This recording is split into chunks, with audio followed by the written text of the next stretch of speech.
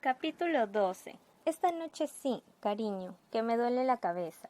Contenido 1. Sexus sanus in corpore sano. 2. Corpus sanum in sexus sano. 3. Sexo en la tercera edad. Ay, Lucía, hoy no, que me duele la cabeza. No seas así, Manolo, que en realidad yo lo hago por tu bien. He leído en un libro que el sexo aumenta los niveles de no sé qué neurotransmisores y te puede quitar la jaqueca. Deja, de verdad, no insistas, Lucía, que he tenido un día muy duro en el trabajo y ando estresado. Entonces mejor, el sexo es buenísimo para el estrés, relaja mucho. Sí, está científicamente demostrado. Si no es que yo tenga especiales ganas, pero me preocupo por tu bienestar físico y emocional. Sí, claro. Va, mujer, no insistas, ya te he dicho que ahora no me apetece. Anda, Manolito, que yo sé que estas caricias te gustan. Y en el libro leí que, aunque uno no esté predispuesto mentalmente, el contacto físico puede empezar a excitarnos como acto reflejo. Muchos terapeutas recomiendan dejarse llevar un poquito. Uy, Lucía, qué malvada eres. Uy, picarona. Va, todo sea por la salud.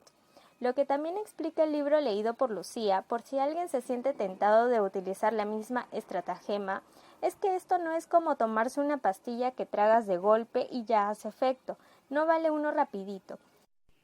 Sabed que si pretendéis utilizar la excusa del poder analgésico del sexo con vuestra pareja, debéis al menos contribuir a que alcance el orgasmo.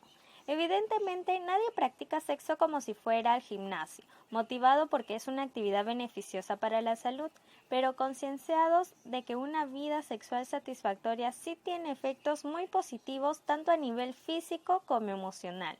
Cada vez es más frecuente que parejas adultas se tomen muy en serio su salud sexual, establezcan una serie de rutinas y reserven espacios y tiempos para disfrutar de su intimidad.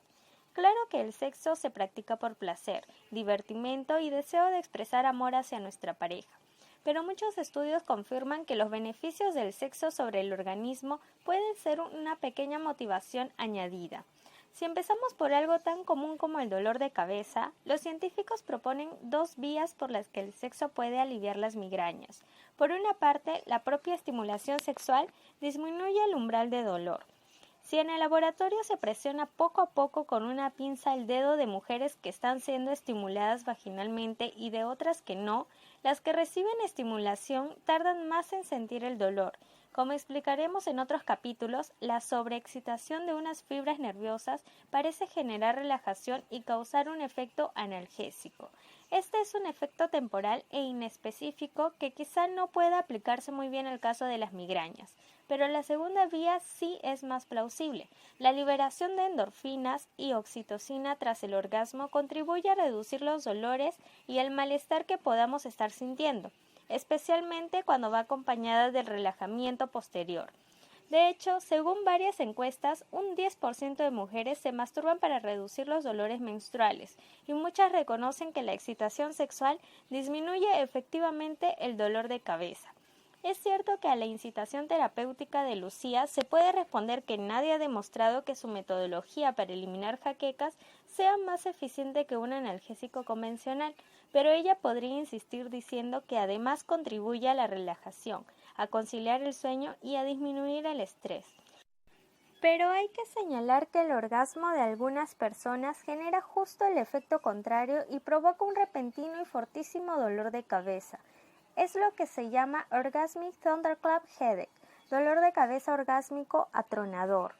Es poco frecuente, pero hay muchos casos descritos en la literatura médica de personas que acuden a urgencias asustadas por esos pinchazos inesperados. Las causas fisiológicas del Orgasmic Thunderclap Headache no se conocen muy bien. Suele aparecer en personas que ya tienen predisposición a las migrañas y podrían tener un origen similar a los dolores de cabeza que en ocasiones se experimentan después de ejercicio físico intenso como consecuencia del aumento de la presión sanguínea. En el pico del orgasmo se puede llegar a 20 de máxima de manera repentina. Durante mucho tiempo se consideraron inofensivos, pero desde hace poco los neurólogos sospechan que podrían estar implicados en problemas de regulación cerebrovascular o ser un signo de la existencia del síndrome de vasoconstricción cerebral reversible, algo que merece la pena ser analizado porque el tratamiento es sencillo. De hecho, la Sociedad Internacional del Dolor de Cabeza, International Headache Society, clasifica los dolores de cabeza por actividad sexual en 3 tipos. El primero es de corta duración, ocurre al principio del coito y está más relacionado con la contracción muscular de cuello y cabeza. El segundo es el que aparece de manera abrupta y severa en pleno orgasmo con una duración de 15 o 20 minutos. Y hay un tercero que aparece un poco más tarde y puede durar horas o días. Lo de que el sexo calma el cerebro sí que está bien documentado. La palabra histeria procede del griego hister, útero, y desde la antigüedad se creía que su origen podía ser la falta del placer sexual en la mujer. Desde esta perspectiva machista, ya os he comentado que a principios del siglo XX se diseñaron los primeros vibradores como herramientas para generar orgasmos terapéuticos que la redujeran sin necesidad de contacto físico. Evidentemente, la causa de la histeria no era esta, pero sí resultaba cierto que la estimulación vaginal la calmaba. El estrés es un fenómeno completamente diferente. Está vastamente demostrado que la oxitocina segregada por el hipotálamo después del orgasmo o cuando la madre amamanta a su hijo tiene un producto efecto calmante, y no hacen falta muchas estadísticas para ilustrar que tanto hombres como mujeres en ocasiones recurren a la masturbación para tranquilizarse. Hace un tiempo se pensaba que esta estrategia era mucho más común entre los hombres, y quizá lo sigue siendo. Pero de nuevo, las encuestas a mujeres confirman que las propiedades relajantes del orgasmo son una de sus principales motivaciones para autoestimularse, y no solo para conciliar el sueño, que también, pero más allá de estos beneficios momentáneos, ¿es realmente el sexo una actividad saludable para el organismo o hay mucho de mito en ello? Puedes responder con opiniones e intuiciones, pero lo bonito de verdad es consultarle a la ciencia. 1. Sexos sanos, incorpore sano. Si queremos defender que tener sexo es maravilloso para nuestro organismo, seguro que podemos hacer un estudio para demostrar que las personas con vida sexual más activa gozan de mejor salud general. Pero estaríamos obviando que quizá la salud puede favorecer una vida sexual plena y no a la inversa.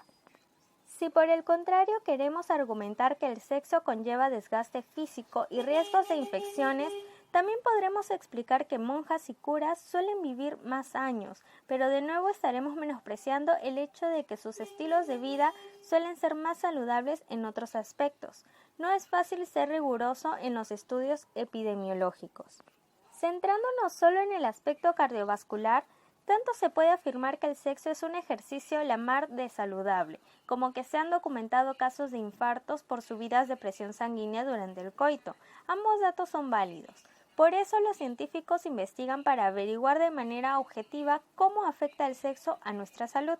Pero antes de seguir, dejadme que matice para enfatizar la sutil pero enorme diferencia que hay entre los diferentes tipos de estudios epidemiológicos. Con un estudio retrospectivo podemos, por ejemplo, reunir a 50 personas de 50 años que coman fruta a diario y a otros que no la consuman nunca, y comparar sus niveles de colesterol. Esto, si la muestra es grande, nos puede dar una información importante. Pero por mucho que contemplemos variables como fumar o hacer ejercicio, es muy probable que en los resultados influyan factores que no estén contemplados.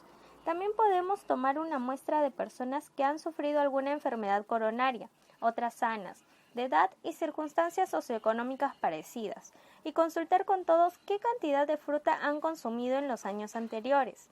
Este segundo tipo de estudio retrospectivo tiene mejor diseño y resulta más informativo, pero sigue sin ser lo ideal. Los estudios más fiables y también más caros son los prospectivos. Se selecciona un grupo de personas de características parecidas, se miden los niveles de colesterol iniciales y se dividen en 2 grupos. A unos se les pide que coman fruta todos los días durante un mes y a los otros que sigan exactamente la misma dieta pero sin comer fruta. Un mes después se miden los niveles de colesterol y las conclusiones que se obtienen tendrán sin duda mucho más valor científico.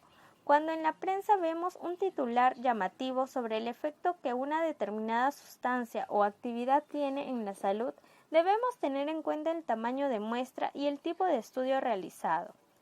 Volviendo a la relación entre sexo y salud, Uno de los experimentos más curiosos fue publicado por científicos estadounidenses en la revista American Journal of Cardiology en 2007.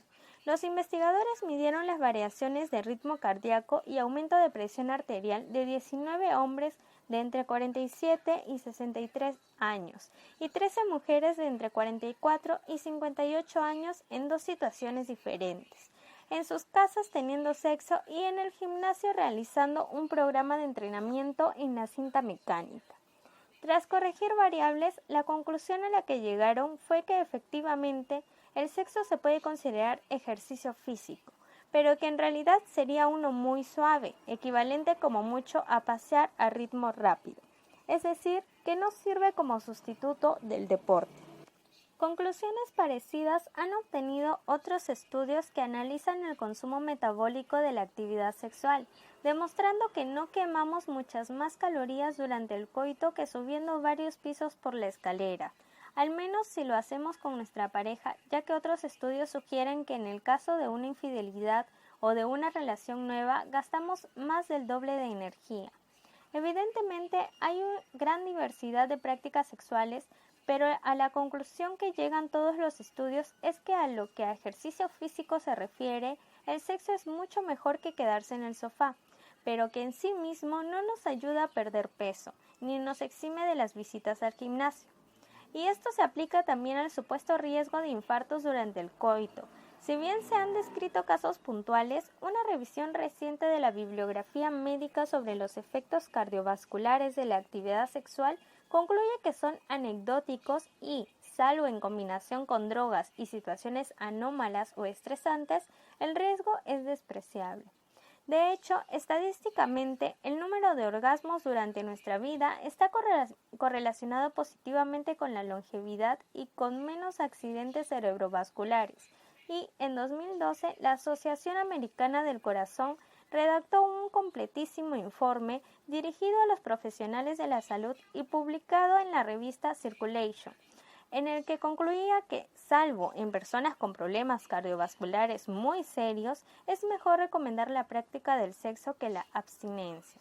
En definitiva, tiene más beneficios que riesgos, pero sin exagerar. Hay más datos que relacionan el sexo con la prevención de enfermedades. Un extenso estudio del Instituto Nacional del Cáncer de Estados Unidos, publicado en 2004, encontró una leve asociación entre frecuencia de orgasmos y menor incidencia de cáncer de próstata en hombres.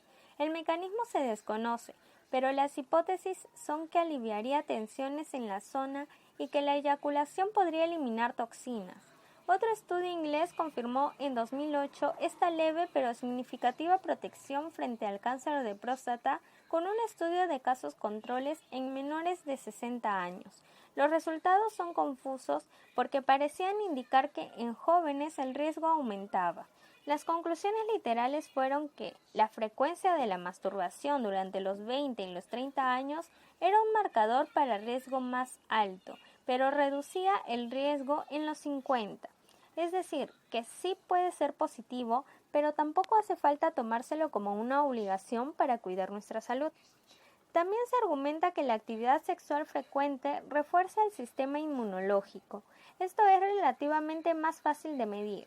En un estudio se analizaron dos grupos homogéneos de estudiantes, unos que practicaban sexo como mínimo 2 veces por semana y otros que casi nunca lo hacían, y encontraron niveles más altos del anticuerpo inmunoglobulina A en la sangre de los que tenían sexo frecuente.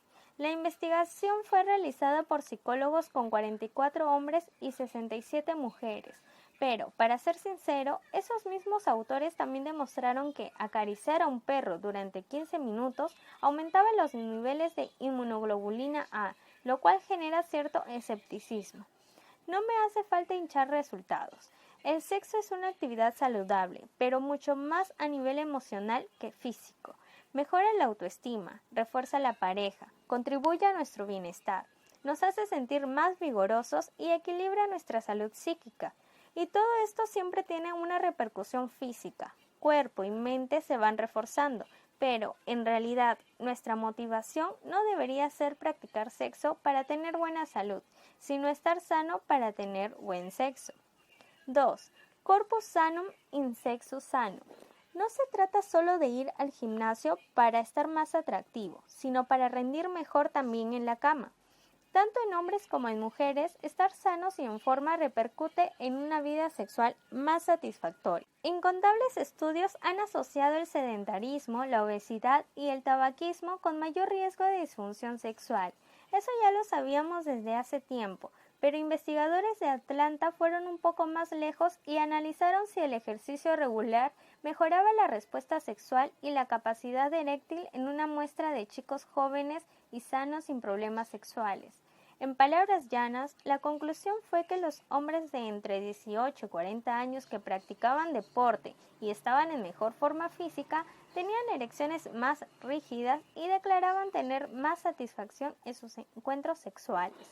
No es que aumentara la libido, pues el nivel de deseo sexual era el mismo entre el grupo más deportista y el que lo era menos. Lo que mejoraba significativamente era la respuesta sexual. Ya sabemos que las tendencias generales no se deben aplicar de manera individual, y aquí no se trata de insinuar que ese chico atlético va a ofrecer mejor sexo que el crápula que entra a todos los bares pero en ningún gimnasio. Cada persona es su propio control, y la información que hay que extraer es que si alguien realiza ejercicio mejorará su rendimiento sexual particular. De hecho, otra investigación concluyó que los hombres de mediana edad que empiezan a realizar ejercicio de manera regular disminuyen en un 70% su riesgo de disfunción sexual, y eso son cifras muy considerables. Todo lo dicho es válido también para las mujeres. Hay infinidad de estudios que relacionan la satisfacción sexual con la percepción de la propia imagen corporal, pero también hay motivos puramente fisiológicos. El ejercicio mejora la circulación sanguínea en los genitales y aumenta niveles hormonales relacionados con la excitación. Además, facilita la activación del sistema nervioso simpático implicado en la respuesta orgásmica. Son numerosos los estudios que han asociado el ejercicio físico en mujeres con un mayor deseo y respuesta sexual, así que la conclusión es clara. Quizá el sexo es positivo para la salud, pero sin duda una buena salud es positiva para el sexo. 3. Sexo en la tercera edad. Una película que muestra transexuales, sexo lésbico o fetichismos ya no tiene nada de rompedor. Esto está ya muy visto. Si algún director quiere realmente provocar y reflejar una realidad mucho más amplia y oculta, que muestra una escena erótica con mayores de 80 años. El sexo en la vejez sí que es un tema tabú para la sociedad. Ni se muestra, ni se habla, ni se investiga.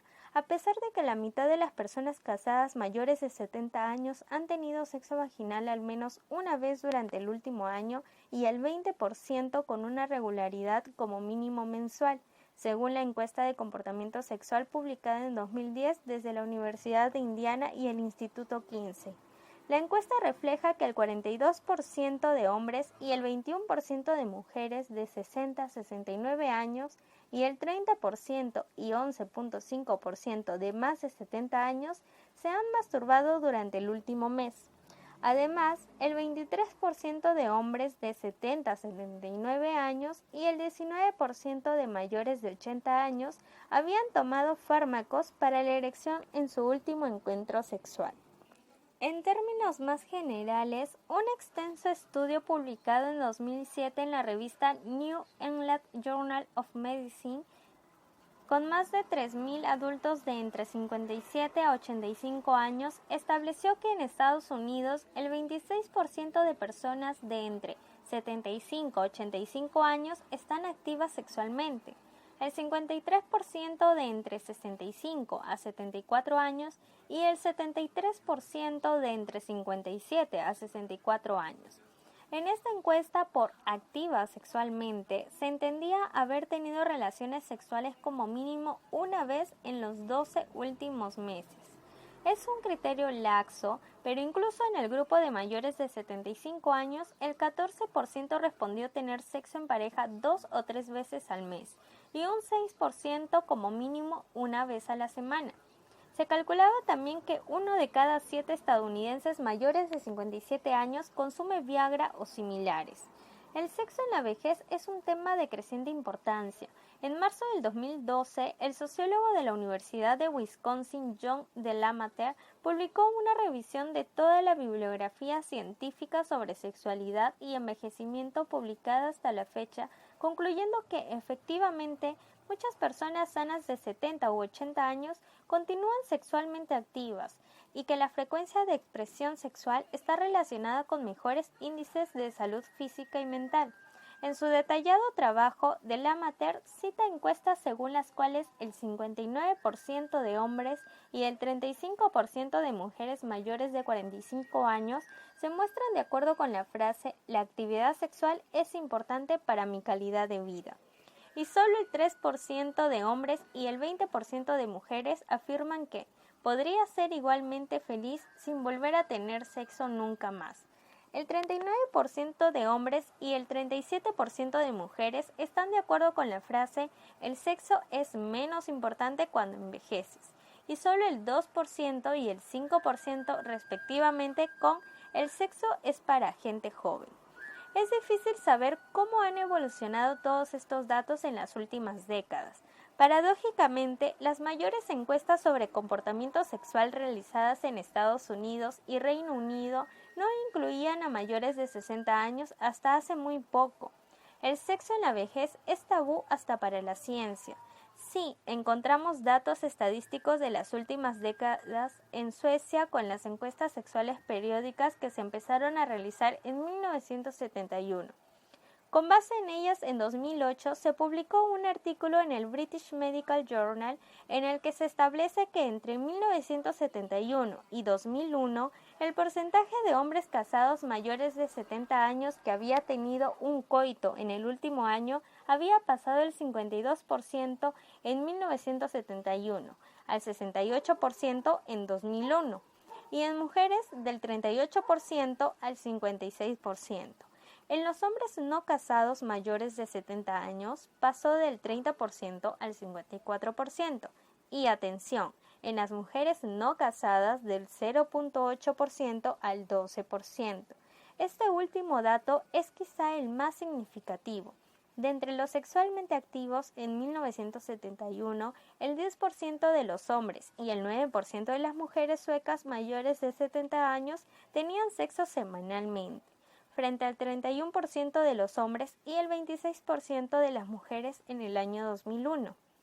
Quizá tantos números abrumen, pero aún teniendo en cuenta que enfermedades e incapacidades son las principales causas del impedimento sexual, las cifras reflejan sin lugar a dudas que cada vez hay más personas sanas que pueden y desean seguir disfrutando de la sexualidad durante toda su vida. Esto, unido a los beneficios, pero también posibles riesgos que la práctica sexual conlleva, sobre todo de lesiones, hace inaudito que la investigación médica no estudie con mayor atención las conductas y funciones sexuales en la tercera edad. Yo trabajé 2 años en los Institutos Nacionales de Salud NIH de Estados Unidos, en Bethesda, un pueblecito a las afueras de Washington, D.C., que cuenta con el que quizás sea el complejo en investigación biomédica más grande del mundo, con 6.000 investigadores en sus campus. El NIH está dividido en 27 institutos diferentes, entre ellos y el Instituto del Cáncer, el de Salud Mental, el de Alergias e Infecciones, el del Ojo, el de Genética Humana y, cómo no, el de Envejecimiento. Mi conversación a finales del 2011 con el Dr. Richard Hodges, director del National Institute of Aging, NIA, fue la siguiente. Pere, en el NIA investigáis todos los aspectos relacionados con la salud y el envejecimiento, ¿verdad? Dr. Hodges, sí, claro, y no solo enfermedades, sino también cómo mantener la calidad de vida en la etapa adulta, prevención, recomendaciones de salud. P. Tipos de ejercicio físico con menos riesgos de lesiones, por ejemplo. Dr. H. Sí, por ejemplo. P. ¿Y sobre función y comportamiento sexual? Dr. H. Pasan 4 segundos en espera. P. Me refiero a que si investigáis temas como la función renal, pérdida muscular, salud cardiovascular, deterioro cognitivo, problemas de visión, es decir, todos los órganos y funciones vitales, me imagino que también investigaréis el deterioro de la función sexual y cómo adaptarla al envejecimiento, ¿no? Doctor H. Bueno, sí que hay estudios que afirman que contribuye a una buena salud, pero nosotros... Mándanos un email y te enviaremos información. Con el doctor Odes estaba la directora de comunicación del NIA. A los pocos meses le envié un mensaje pidiéndole información y alguna referencia sobre a quién entrevistar. Su respuesta fue: en nuestra plantilla no tenemos expertos en sexualidad. Y me pasó el contacto de gente de la Universidad de Chicago con proyectos financiados por el NIA. Le insistí preguntándole si realmente en todo el Instituto Nacional de Envejecimiento del NIH nadie investigaba sobre sexualidad y me dijo: por lo que yo sé, no hay ningún investigador del NIA centrado en esta área. Yo no me lo podía creer hasta que descubrí el documento Living Long and Well in the 21st Century, Strategic Directions for Research of Aging, desarrollado en el 2007 por el NIA para marcar las directrices en investigación sobre envejecimiento y calidad de vida, y constaté que efectivamente no había ninguna referencia a la medicina sexual. Paradójico. Es impresionante el pavor que el gobierno estadounidense le tiene al sexo, incluso en su aspecto científico y médico. Contacté también con el instituto del NIH responsable de lesiones medulares para preguntar si tenían en cuenta la respuesta sexual de los discapacitados y ni me respondieron. Y el director del Instituto Nacional de Salud Mental, Thomas Insel, cuando le consulté en persona si investigaban la pederastia, me dio la excusa de que no recibimos aplicaciones científicas sobre este tema.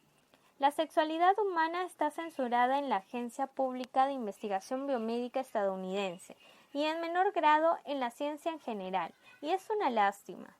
Volviendo al envejecimiento, algo bonito de la investigación científica es que suele mostrarnos aspectos ocultos de la sociedad y anticipar tendencias que serán relevantes en el futuro, pero justo en el caso de la sexualidad, parece afincarse en el falso estereotipo de que el sexo desaparece en la vejez y parece no estar viendo o no querer ver la importancia creciente de las relaciones sexuales en la vida adulta. Sabemos que una vida sexual satisfactoria y con precauciones aporta beneficios físicos y psicológicos en la vejez. Estamos constatando que la población envejece cada vez más en mejores condiciones de salud, que el deseo de mantenerse activo sexualmente está creciendo y que hay obvias limitaciones de origen físico y psicosociológico. Pero pocos doctores tienen herramientas suficientes para tratar el tema con sus pacientes en función de datos empíricos. En algunos hombres y mujeres el deseo sexual disminuye con la edad, pero la función sexual no tiene por qué hacerlo necesariamente.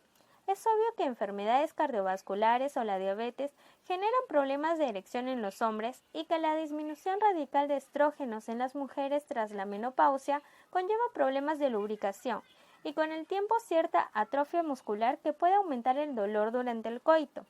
El artículo del NEJM trata sobre el gran número de medicamentos que tienen efectos sobre la respuesta sexual que no son discutidos por los doctores con sus pacientes.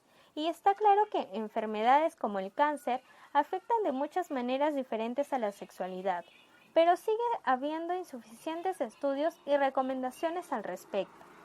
Este es el punto clave. Que el deseo disminuya no tiene por qué considerarse necesariamente un problema, pero que habiendo deseo falle la respuesta física, sí, y eso debe ser investigado y tratado por la medicina. Sobre todo porque si bien por factores hormonales, psicológicos y sociales la libido puede disminuir con la edad, esto no afecta a todas las personas por igual, ni hace que el sexo sea menos placentero o satisfactorio emocionalmente.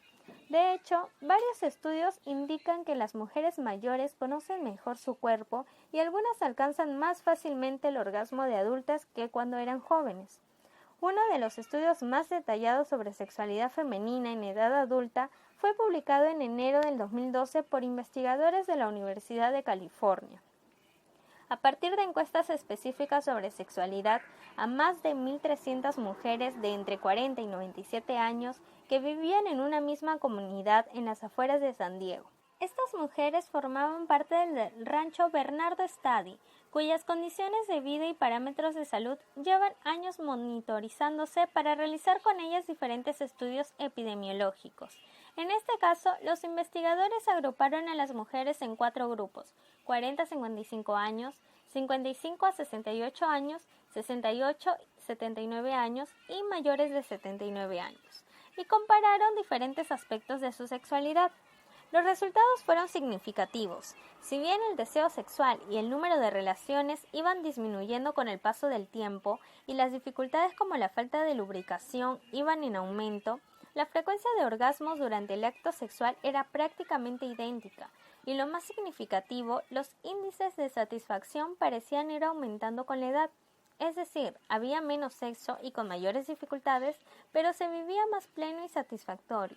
Esto reforzaba la idea de que en realidad lo adecuado no es preguntar por frecuencia de relaciones ni disfunción, sino por satisfacción y bienestar.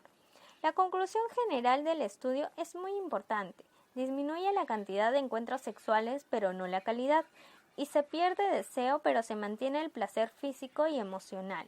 Es obvio que las relaciones sexuales cambian con la edad, pero menos de lo que pensamos. También desde el punto de vista más sociológico, es curioso ver cómo las prácticas han cambiado con el tiempo. Por ejemplo, respecto al sexo oral, en la revisión del Amateur se menciona que de los 50 a 59 años, el 51% de mujeres han practicado el coito durante el pasado año y el 36% realizado sexo oral, mientras que en las mayores de 70 años, el 21% tuvo sexo con penetración y solo el 7% sexo oral. Proporcionalmente, el sexo oral es menos frecuente en la vejez, cuando a priori debería ser más sencillo. Y si no hemos mencionado el sexo anal ni diferenciado heterosexualidad de homosexualidad, es por la flagrante falta de datos existentes. Como repetimos constantemente en este libro, todos estos datos no deben generar presión de ningún tipo. Si no hay deseo ni ganas de sexo, pues sin sexo y sin problemas. Lo delicado es que el deseo exista, pero esté acompañado de problemas de excitación por causas físicas relacionadas con el envejecimiento corporal, psicológicas por cambios en la pareja o por pérdida de confianza en la imagen corporal, entre otras. Aquí es donde terapeutas experimentados que cuentan con datos médicos y científicos tienen mucho que aportar. La satisfacción sexual en la vejez debería dejar de ser un tabú, tanto para la sociedad como para la ciencia y la medicina. Capítulo 13. Sexo por placer y amor en la silla de ruedas. Contenido. 1. Neurocirugía para recuperar la sensibilidad genital. Kiko es un chico joven, sanote, sonriente, vital, guapetón, dicharachero, que tiene un gran éxito entre las mujeres a pesar de llevar 14 años sentado en una silla de ruedas. El 25 de diciembre de 1998, tras la comida de Navidad con su familia, Kiko se dirigía en moto hacia su casa. Estaba circulando tranquilamente por una calle de su St. Andrew natal, cuando de repente un coche se saltó una seda al paso y le arrolló. Kiko salió despedido y cayó de espaldas dándose un golpe seco con el bordillo de la acera. La vértebra T12 de la región dorsal, situada a una altura ligeramente por encima del ombligo, se hundió varios centímetros pellizcando y rompiendo las fibras nerviosas de su médula espinal. En el hospital redujeron la inflamación y colocaron la vértebra en su sitio, pero el daño ya era irreversible. La conexión entre el cerebro y los nervios de la zona lumbar y sacra de su columna se había perdido para siempre. Kiko no podría volver a tener sensibilidad en la parte inferior de su cuerpo ni controlar voluntariamente ningún músculo por debajo de su cintura, ni los de las piernas ni el conjunto de músculos públicos que controlan la función excretora y el reflejo de la eyaculación. Fueron momentos muy difíciles en los que Kiko y su familia tuvieron que enfrentarse a una inquietante nueva vida, pero 14 años después, Kiko Tour no se siente para nada un discapacitado. De hecho, cuando en agosto de 2012 nos conocimos en el Passage del Born de Barcelona, Kiko me dijo que la silla de ruedas me ha dado libertad y muchas oportunidades. y que, gracias a ella, he podido realizar grandes sueños. Quizá el más significativo es el ser el número 1 de España de tenis en silla de ruedas desde hace 9 años, haber participado en los Juegos Paralímpicos de Atenas y de Pekín, y estar ilusionadísimo a punto de viajar a los de Londres. Kiko asegura sin vacilación que caminar no le preocupa lo más mínimo, tiene plena autonomía. Vive solo, viaja solo, llegó a nuestra cita conduciendo su propio coche adaptado y lleva una vida absolutamente independiente. Caminar es lo de menos. Dice que la falta de control sobre la función escritora es un poco más incómoda, pero que reconociendo las señales del cuerpo, uno aprende a anticiparse y se acostumbra sin problema. Lo que él y la mayoría de lesionados de médula querrían de verdad recuperar es la función sexual, desde luego, mucho más que caminar. No es una afirmación infundada. En 2004, Kim Anderson, de la Universidad de California, publicó un citadísimo estudio en el que preguntó a 681 lesionados medulares cuál sería su primera opción si pudieran recuperar una función fisiológica concreta. En el caso de los tetraplégicos, casi la mitad respondieron el movimiento de brazos y manos, seguidos por la función sexual en segundo lugar. Pero entre los parapléjicos como Kiko, el 27% respondieron la función sexual, el 18% el control del aparato excretor, el 16.5% la estabilidad y fuerza en la parte superior del cuerpo, el 16% caminar y el 12% perder el dolor crónico, junto a otras funciones con porcentajes inferiores. Los resultados son reveladores en muchos sentidos y nos fuerzan a reflexionar sobre la importancia del sexo en nuestras vidas.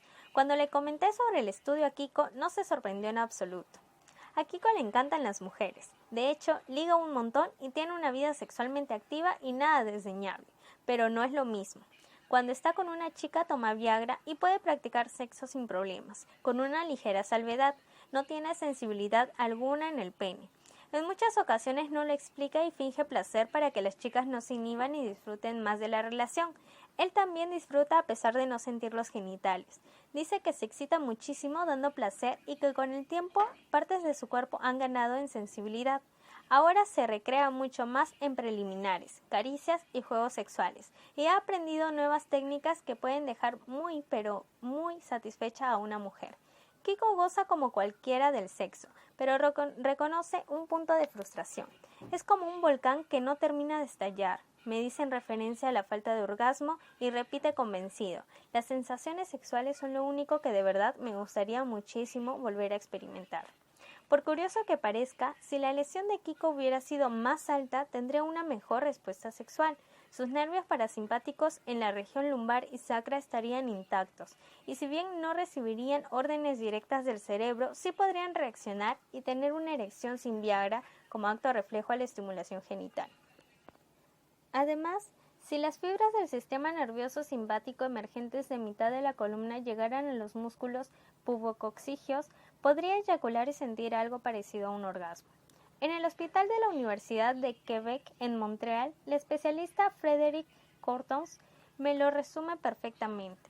En lesiones muy inferiores por debajo de la vértebra T11, los nervios de la zona lumbar están absolutamente desconectados del cerebro y no hay sensibilidad, ni erección por contacto físico ni clímax, aunque en ciertos casos puede haber ligeros principios de erección por estimulación mental mediante nervios que llegan al pene desde zonas más altas de la columna. En lesiones localizadas en medio del tronco, entre la T11 y la T7, tampoco hay sensibilidad ni se produce reacción por estímulo mental. Sin embargo, los nervios de la zona lumbar están intactos y se puede tener erección y eyaculación como acto reflejo del contacto físico directo. El problema es que allí las fibras del sistema simpático están dañadas y no se siente el clímax. En cambio, en lesiones por encima de la vértebra T6, hay erección por contacto físico, eyaculación y una especie de orgasmo fantasma u orgasmo no genital. La presión sanguínea sube, el sistema simpático se activa, se producen espasmos, taquicardia, sofoco, hiperventilación y una sensación orgásmica que puede resultar placentera o no. Frédéric Courtois me enseña una especie de vibrador potentísimo que utiliza para generar erecciones y eyaculación en discapacitados físicos. Ellos no sienten nada en el pene, pero ven que se pone erecto, eso les estimula. les permite masturbarse o tener sexo con sus parejas y en ocasiones eyacular.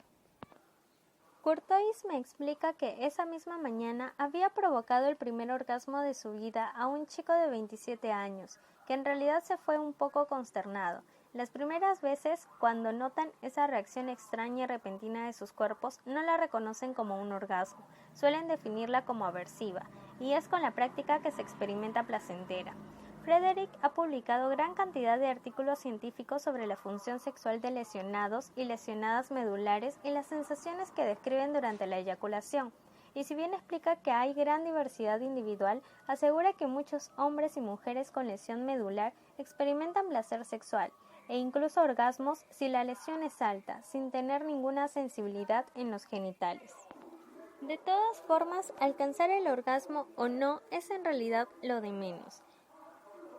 En el Instituto Guttmann de Neurorehabilitación en Barcelona, el responsable del área de lesión medular, Joan Vidal, coincide con Frederick Courtois en la enorme importancia de contemplar la función sexual en los discapacitados físicos. Joan me explica que, especialmente entre los más jóvenes, el sexo es efectivamente el principal motivo de preocupación, pero no por la búsqueda en sí del placer físico convencional, que de hecho ya no es posible. La motivación se mantiene por un deseo sexual que continúa presente, por complacer la autoestima en algunos casos, por voluntad de satisfacer a la pareja y sobre todo por el bienestar emocional de compartir intimidad, caricias, excitación y placer con alguien a quien se desea. Los lesionados y lesionadas medulares son el vivo ejemplo de que la expresión sexual va muchísimo más lejos del placer genital individual y que dar placer puede ser tan deseable como recibirlo. Y eso lo sabe perfectamente la psicóloga Anna Gilabert, tanto por los pacientes que trata en el Instituto Guttmann como por su propia experiencia personal. Como Kiko, Ana también va en silla de ruedas desde que sufrió un accidente a los 19 años. En su caso, la primera pregunta que realizó a los doctores fue saber si podría ser madre, pero enseguida también apareció la preocupación por el sexo. Ahora, a sus 32 años y casada desde septiembre de 2011, asegura tener una vida sexual absolutamente normalizada. Ni me acuerdo de cómo era antes, pero seguro que ahora es mucho mejor, me dice convencida. Ana explica que obviamente el sexo es diferente y que al principio resulta extraño y no precisamente placentero, pero que con el tiempo los pechos y otras zonas del cuerpo van ganando muchísima sensibilidad, que se erotizan gran cantidad de sensaciones como movimientos, fantasías y estímulos visuales, y que si bien los orgasmos no son como antes, en ocasiones sí siente una especie de punto máximo de placer acompañado de una relajación posterior. Ana dice que no ha perdido un ápice de sensualidad, que zonas de su piel son ahora mucho más sensibles e incluso que el componente genital ha reaparecido integrado en un tipo de excitación más subjetiva, pero no necesariamente peor.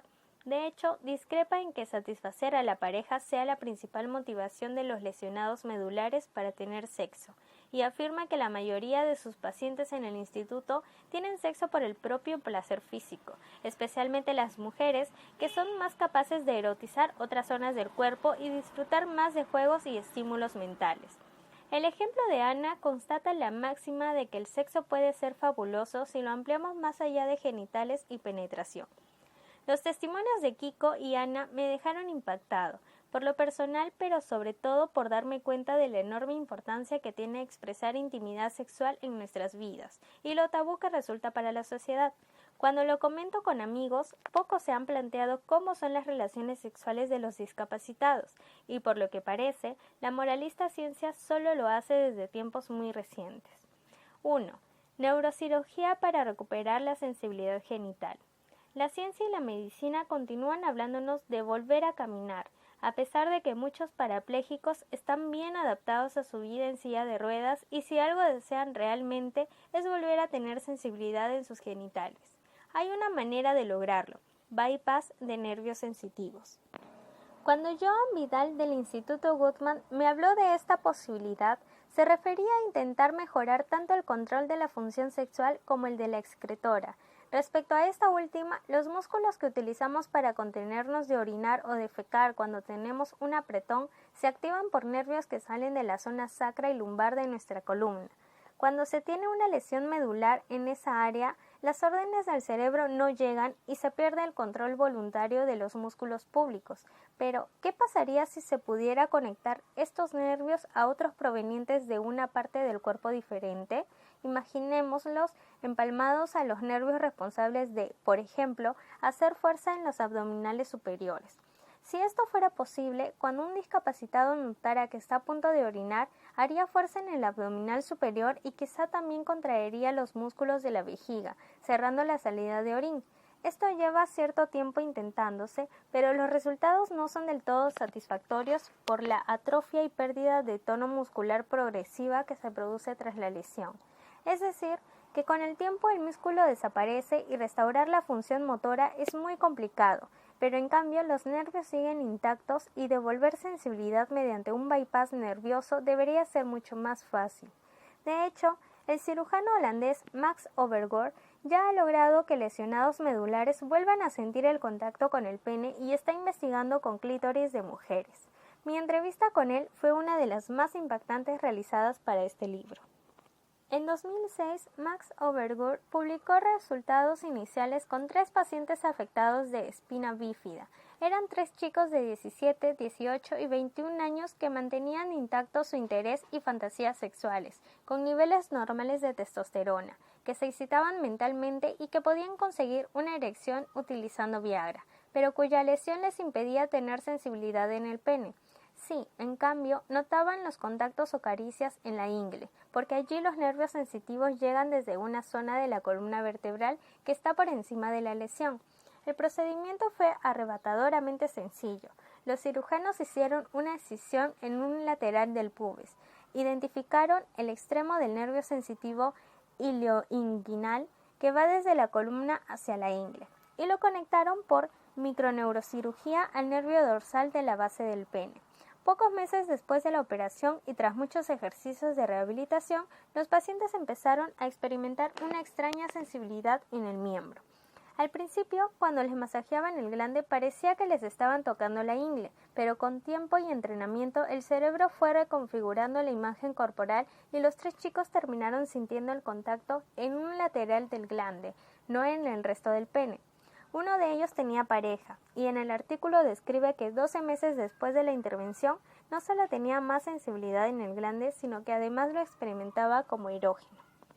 La actividad sexual con su pareja había aumentado considerablemente, de un encuentro mensual a 5. Se sentía mucho más excitado, las erecciones matutinas se habían quintuplicado y su satisfacción sexual y vital mejoró enormemente.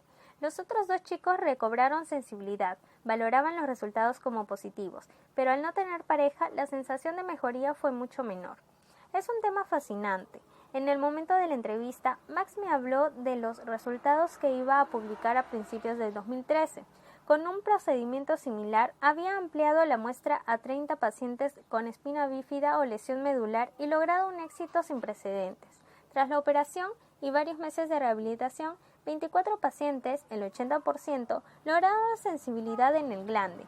11 de ellos notaba el contacto en el pene y 13 todavía en la ingle, pero para todos ellos esa mejoría significó un gran beneficio erótico y mayor número de erecciones reflejas por contacto directo. El estudio psicológico reveló mejores índices de satisfacción sexual e incluso 3 de los pacientes que antes de la microneurocirugía nunca llegaban al orgasmo sí lo alcanzaron tras ella. Según Max Overgaard, los pacientes con lesión medular que habían tenido relaciones sexuales antes de su accidente reconocen que los orgasmos son diferentes, de menor intensidad y con una sensación más psicogénica. Pero todos declaraban que con respecto a antes de la operación, volver a tener sensibilidad en el pene mejoraba enormemente la motivación y la experiencia sexual. Además, no hubo disconfort o problemas posoperatorios. Max me explica que de momento la técnica está limitada a lesiones muy inferiores por debajo de la vértebra L1, que permitan empalmar directamente el nervio ilioinguinal con el del pene, pero que está contemplado en la posibilidad de cortar, en lesiones superiores, un nervio de la pierna y trasplantarlo para conectar los nervios sensitivos del pene con otros que salgan de zonas de la columna por encima de la lesión. Reconoce que dicha operación resulta más compleja y no confía tanto en que los resultados iniciales sean positivos, pero está convencido de que merece la pena intentarlo y seguir trabajando con nuevas estrategias que permitan mejorar la función sexual de las personas con lesiones medulares.